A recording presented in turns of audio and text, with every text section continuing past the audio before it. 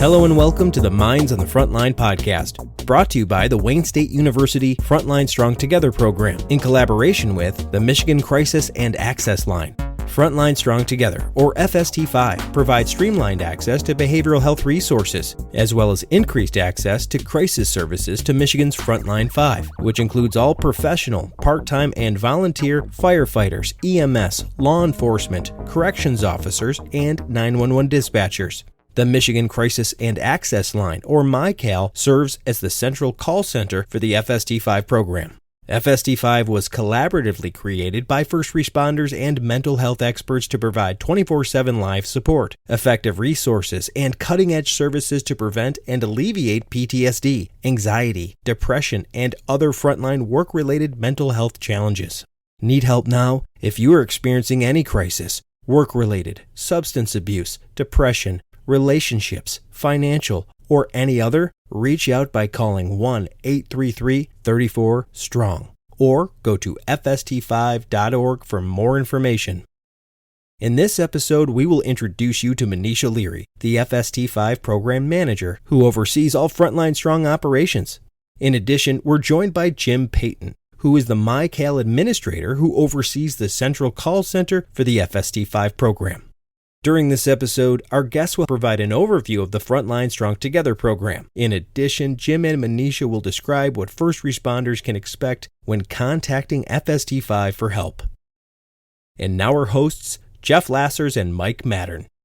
Good morning, Mike. How are you? Good. How are you? I'm perfect. We're finally kicking this off. I'm very excited to be here with you today. This is our very first episode of the Minds on the Frontline podcast. Absolutely, man. For many people listening right now who probably don't know who the heck we are, let's start with you. Who are you? What do you do? And where do you do it? Let's give everybody a background.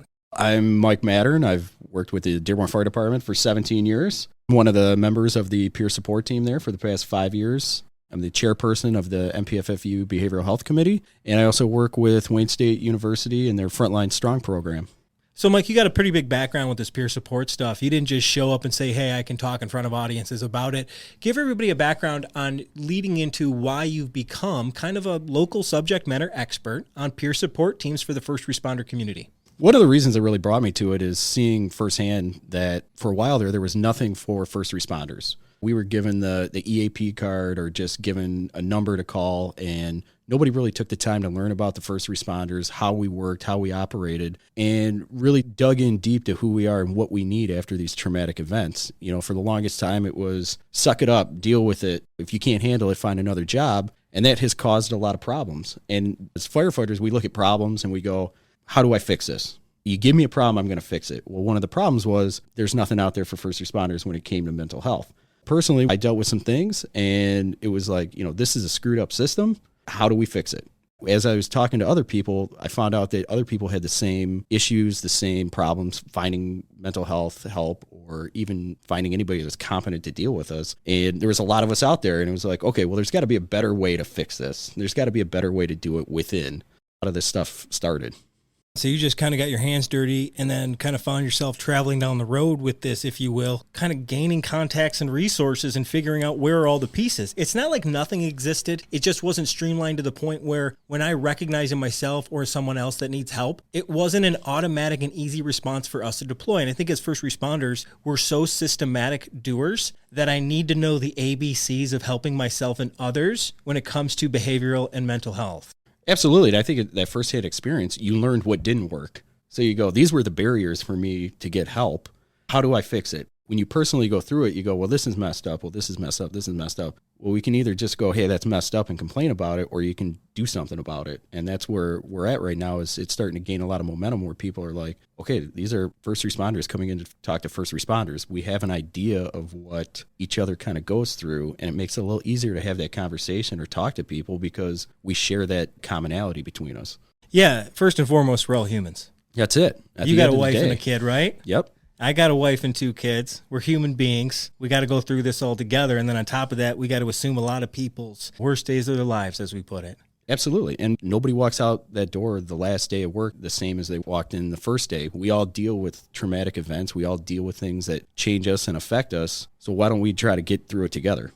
So after 17 years at Dearborn, the last, 4 or 5, really getting into the peer support world, and now digging our heels in the podcast world, I think we're pretty well set up to get this thing moving down the road with our new partners, Wayne State and Frontline Strong, and this podcast, Minds on the Front Line.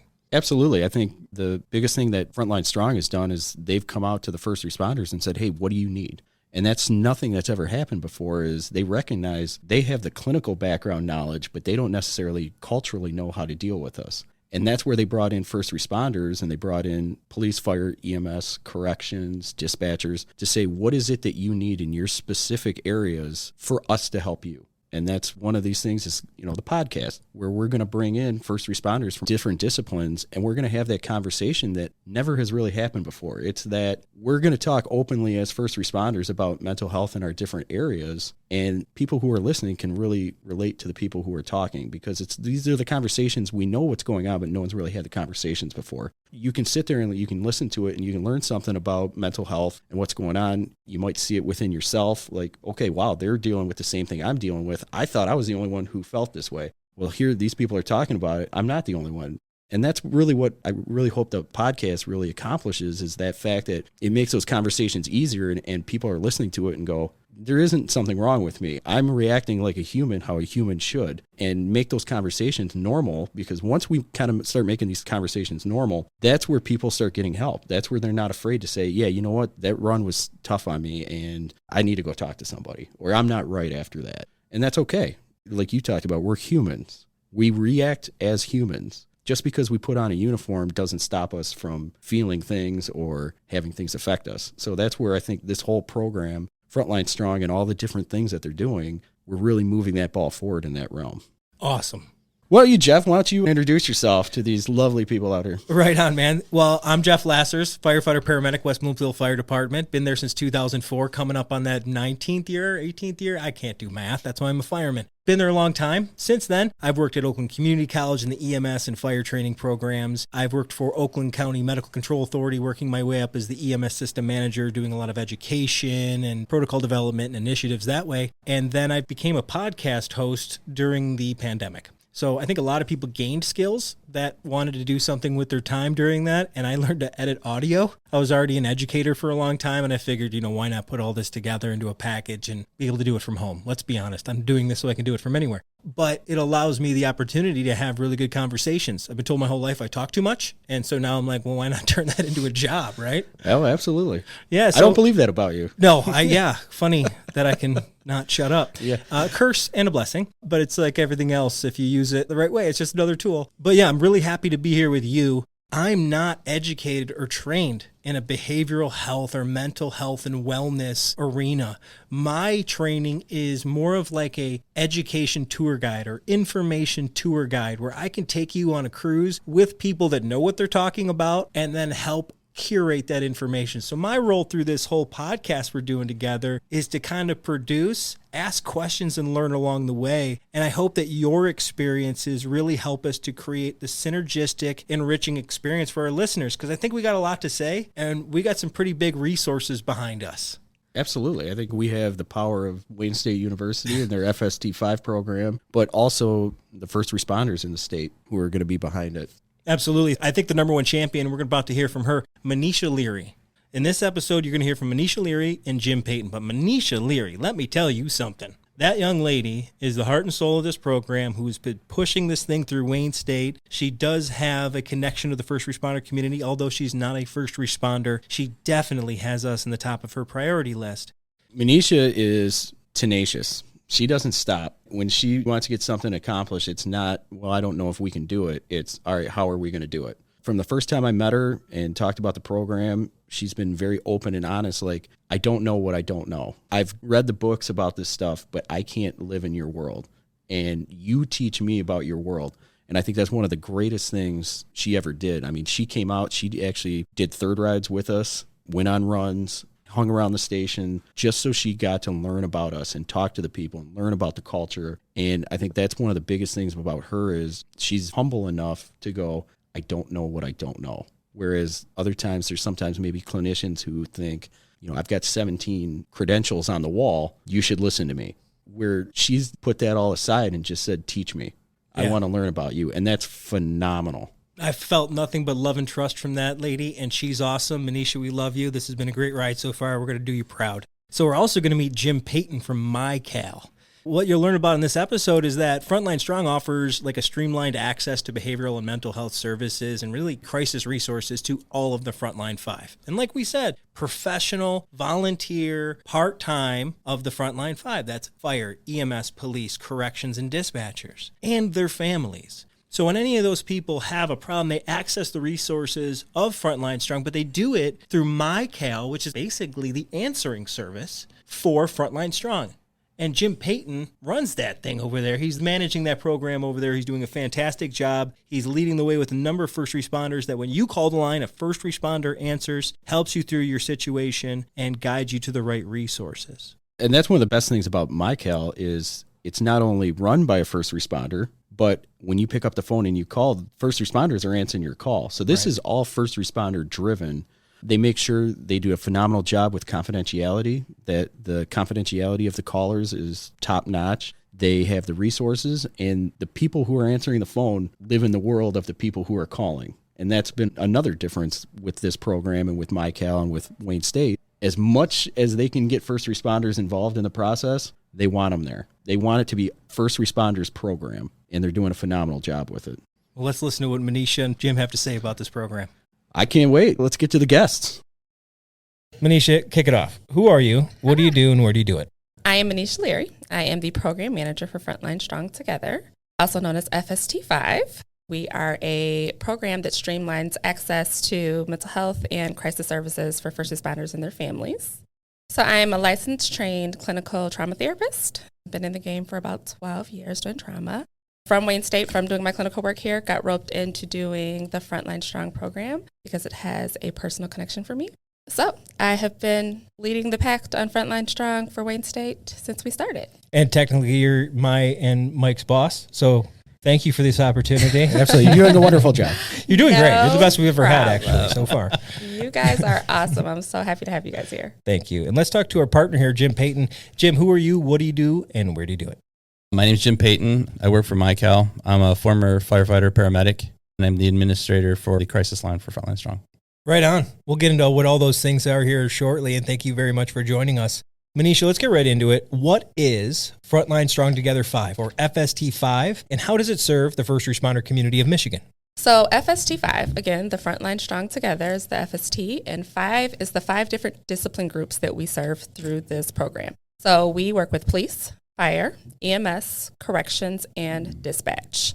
This is offered through the entire state of Michigan for first responders and their families. What happened is that we had a lot of our union groups come together and say, our members need help. Our members need access to help. There needs to be no barriers to access to help, and we need to get this done right away. So they went to the state and petitioned for this grant that MDHHS has issued to Wayne State to be the fiduciary of. And here we are. So we're about 2 years in. First year was pilot year. This is our second actually active year, and we're going strong. It's a pretty good program so far. Right on. Yeah. So it seems like your program's really designed, again, for the 5, and that would be professional and part-time and volunteer, firefighters, EMS, law enforcement officers, correction officers, and obviously our 911 dispatchers.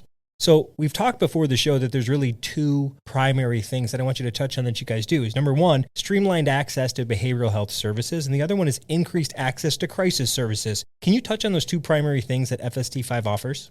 Absolutely. We'll start with the access to mental and behavioral health services, and that is widely based off our website. So FST5.org, you can go to and find an array of services specifically for those 5 disciplines and their families. The access there will be us trying to make sure that people have a space to go to not only anonymously get what they need in terms of services, but also have access to treatment, access to providers, and access to peer teams. So that is the biggest part for our mental health and behavioral health services through the website. And through our crisis line, we have a 24/7, 365 line that any one of our first responders and or their families or any other members in the community that want to help someone in these 5 discipline groups can call and get crisis services with no barriers. So people are calling and they're getting the phone picked up right away and they're getting the services that they need. And I think one of the important things to say with the FST5, the services and the treatment, the clinicians, all of those have been vetted through Wayne State University and first responders. Absolutely. So all of them are culturally competent in all of the disciplines. So when you go there and you look for those peer support teams, or you look for the clinicians that might be on the list, you know that when you go to call them, they know how to deal with first responders. And I think that's one of the important things to note when it comes to the access to those, because before it was you kind of just cold called somebody and you hope they knew what they were talking about. FST5 has actually taken the time to look at each clinician, vet them, and then they go on the list. So if you call, you're getting somebody who's culturally competent. So, Mike, you're bringing up a really good point there, and is the cultural competency can't just come out of a book, because it's got to be learned, and then you need to get honest opinions from the people actually doing the jobs out in the field. You've been a big part of that. So can we touch on more of the people who make up FST5? It's not just these culturally competent clinicians that we really, really love and we need to find more, but it's also the first responders that you're utilizing to build the foundation of this. Can you touch on that? So FST5 is a program that is for first responders by first responders, hence our podcasts and webinars. We literally use our first responders for everything that we use and offer throughout this program. It services, again, the first responders and their families. Wayne State offers access to treatment. A lot of other agencies throughout the state offer access to treatment as well. And then through the crisis line, there is support for you to be able to talk to someone in the need of a crisis. You can get access to a peer person. So anyone in your discipline who you would rather talk to if you don't want to talk to a specialist on the crisis line. And then also you have a space where you can find what you need. So if you're interested to find more about PTSD, you can go to the website. If you're interested to find more about depression, anxiety, you can go there. So honestly, this program is for the first responders in the state of Michigan, and it will remain that way. The other thing that I'd like to touch on with working with the program and seeing it firsthand is everybody in the program really had time to come out and do third rides. They come out into our world and see what our world is about. And firsthand knowledge, you go on those runs, you go to the trainings with these crews, you do all those things, and they're really picking up who we are, how we work, how we operate. And that's one of the biggest differences between all of the programs that I've seen try to be started before. Nobody ever did that. Nobody ever took the time to sit down with the first responders, go on runs with the first responders. And that's what Frontline Strong is really doing, is taking that time to learn about all of us so they can help us in the best way possible. Okay, so you have culturally competent clinicians. We also have great first responders, but it takes more than that. Who else makes up your team? We have multiple aspects and arms of the program here with Wayne State. So we have clinicians that work into the program. We talked about them. We also have psychiatrists, access to psychiatrists and psychologists who lead the space of offering trauma treatment for first responders and their families. So we offer things like augmented reality, PTSD trauma treatment. We offer depression, anxiety treatment. Also, we have everyone from clinical staff all the way to programming staff. We have a team that handles our budgets. We have a team that handles our marketing. We have a team that handles our videographer and travel space. All of the things that we do to go out and to do the grassroots work of this program, we have an entire team for that. So we were happy to be able to put in the time and space and the manpower into making this work. And everything's done from the ground up. Just like Mike was saying, we go into the departments, meet the people face to face. This is not a bunch of calling and things like that. We get out and do the work. So, and I also think the most important thing about this is it's not an old thing rebuilt, right? It's a brand new, customized, built for 2022, 2023, 2024, and beyond. It's something that is nimble and never really been done before this way. And it's not trying to recycle old strategies that really didn't get us anywhere. So I commend you on thinking outside the box. So like you said, this is a very robust system. Where'd all the money come from? Where'd you steal it from to get this program going? Yeah, we did. We had to pull some strings. No, so the money came from, it's a grant funded by MDHHS, which is the Michigan Department of Health and Human Services. And so again, they had to decide who the money would go to, who would operate the grants. And Wayne State was the decision for that. And so on the Wayne State side, we offer the programming and the access to treatment side. And then we partnered with MiCAL, so the Michigan Crisis Access Line, to run and do all things for our crisis line, which is amazing. This partnership with Wayne State and MiCAL has really worked out really well. And even more so because they understand the culture of Frontline Strong. They understand the work that we're doing with first responders, and they keep it in that space. Absolutely.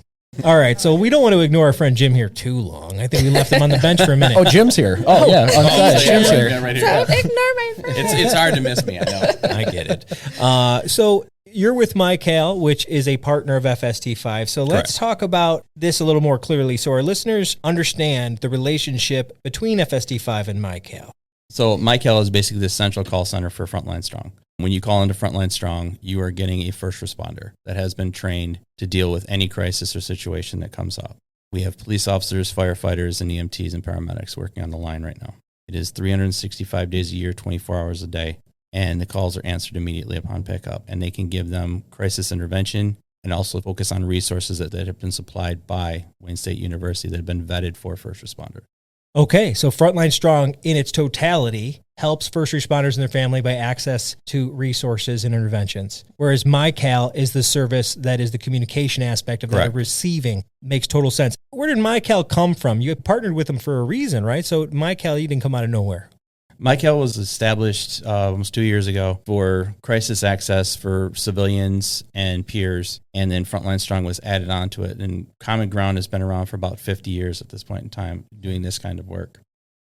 How does a first responder reach out and get help? Break it down for me. So the anchor of FST5 is the website and the phone number. Like the call line, you have to be able to do one or the other. We're not expecting you to get on the website and search through resources. Like that's not going to help you in that moment. We want you to call 1-833-34-STRONG, right? We want you to get on there and call that right away. To add to that, even if they're not in crisis at the time, if they need resources, they can call the number and get the resource. Absolutely. Well, that's my next follow-up question is when should I call, right? Is it literally anything that's bothering me, or do I have to be to a certain point of my behavioral health? Is that such a bad disarray that I need to call then? Or you know what I'm saying? Well, I don't need it yet. Nope. Or do I? Call it anytime. Call it anytime. So there's people out there who are super okay, I'd rather just use the web. But a lot of people want to talk to someone. They want to talk through with someone. I specifically need this. I'm struggling with my partner and my wife just asked for a divorce. Okay, call Frontline Strong Together. We'll be able to help you, talk you through that, get you to where you need for resources. And then if you need anything more than that, we'll take care of it. So I think literally the number one thing I want people to do is pick up their phone for something. Either get on the website or call the line. So it's not as just classically understood as I'm having a mental health crisis. It's literally that you're recognizing that life's already hard enough and that first responders deal with a whole bunch. And this is designed to help soften the burden of those things. Absolutely. Right? And literally, if I'm just having financial issues, I can't get out of debt on this and I don't even know where to turn to, I could call you. Yep. Yeah. All the way up into I feel suicidal. Yep. Or my child is showing signs of suicide. Mm-hmm. Or you simply need to find daycare. You're having issues with daycare, financial situations like you mentioned. Any situation that you're going through as a first responder or the family of a first responder, you call this line. And what happens then? First and foremost, we protect their anonymity. That's the key to this line, is protecting their anonymity. Also, let them know that the call is their call. They do what they want. So they can, if they want to take the resources, they can. If they don't, we're not forcing them to do anything. We're not pushing them into a corner. Nobody's going to know that they called. It's not going to be reported anywhere. And I think that's one of the biggest things when it comes to using these resources is that confidentiality that comes with it. You don't want anybody to know you're using this phone number. Correct. But you guys do a good job at protecting that confidentiality. But you also guys did a phenomenal job before this thing went live to have first responders call as test runs. And this line has been tested by first responders from across the state before it went live to make sure the line was doing what it was supposed to be doing and that they could gain access. I mean, we threw things at them like I need financial help or I'm a caretaker for someone who's sick. Anything that we called for, we were able to get access to. So when you pick up that phone and you call that line, it's been tested and it's been tried out and it's been vetted and it's confidential. I mean, that's coming from a first responder perspective of that we've used it before we put it live. So don't hesitate to call for anything. Your problem, it may seem minute to you, but it's just as important as any other problem that's out there. So don't be afraid to pick up the phone and call. Truly, the only thing that we're asking when they call in is what type of first responder they are. They don't have to give their name. They don't have to give their phone number. They don't have to give anything. So they're protected all the way through this. And why do you collect that information? Just so we know what kind of first responder we're dealing with. That's right. it. it seems like you'd know what part of the market you're reaching. So if you're getting an overwhelming response from, let's say, EMS and fire, we could probably do a better job for corrections, dispatch, and law enforcement then. Absolutely. So that's the only reason you guys are really collecting that's this. really all it is. How you can really maximize participation. Absolutely. We want to make sure that we are getting this information out to everybody, and we're trying so many different avenues, but we may miss something. So we always want to know what the data shows us and then what's happening. But at the end of the day, even if one person calls and we can help that one person, we've done our job. Before, we never really had access. You waited until you hit rock bottom and then you're calling. And with this line, it's let's take care of this problem before it gets to that point. Absolutely. Pick up the phone. When you think it's a small problem, let's take care of it as a small problem, not when we get to the point we're way far down the road with it. Absolutely. Yeah. As first responders, we suck it up. We continue to drink it down and keep going forward until it becomes so bad that it's reached a point that we're at a breaking point. And with this line, you have the ability to call and access before you get to that point. The minute you realize that something's going on or you need help, you can call this line. Dude, I think that was pretty good for our first episode. You got any remarks about what Manisha and Jim had to say? No, I think they did a phenomenal job. Jim, Manisha, you guys did phenomenal on our first podcast here. I hope people now understand what Frontline Strong is about and feel comfortable calling it and using the resources. Yeah, let's hit that one last time before we sign off. Why should I call, right? And at the end of the day, if you're even asking that question, call. If you're sitting there right now and you're thinking, I don't know if my problem qualifies for me to call this line, I'm sitting here telling you it does. Because if you're thinking about it right now, it's in your mind, it's something that's bothering you, it's one phone call away. Make the phone call right now. No problem is too big, no problem is too small for this line. Get in there, take care of it, and let's get it taken care of before it snowballs into something bigger. Great words, man. Thank you for listening to the Minds on the Frontline podcast. We hope you enjoyed this first episode, and we have much more great content coming out soon. Remember, if you are experiencing any crisis, work-related, substance abuse, depression, relationships, financial, or any other, reach out by calling 1-833-34-STRONG or go to FST5.org for more information. Thank you for listening, and have a great day.